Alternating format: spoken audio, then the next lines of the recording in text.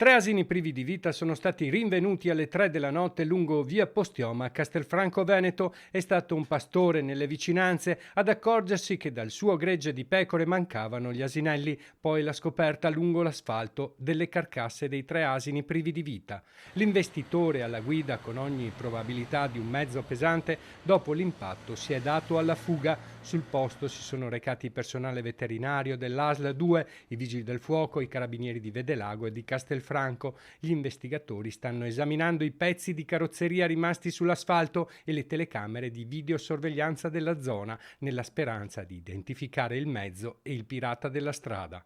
Qualche ora dopo, verso le 6:30, i vigili del fuoco e i carabinieri sono intervenuti a Paese, all'altezza di via Castellana e via Carso, per un incidente stradale tra un'auto e una moto, feriti due conducenti. Lo scontro è avvenuto fra un'auto condotta da un cinquantenne di origini marocchine che andava in direzione di Strana mentre effettuava una manovra di svolta per entrare in un parcheggio pubblico e una moto condotta da un quarantenne trevigiano che procedeva verso Treviso. Entrambi i conducenti coscienti sono stati trasportati con ambulanza presso l'ospedale di Treviso. Sul posto, per i rilievi di legge e viabilità, i carabinieri della compagnia di Montebelluna.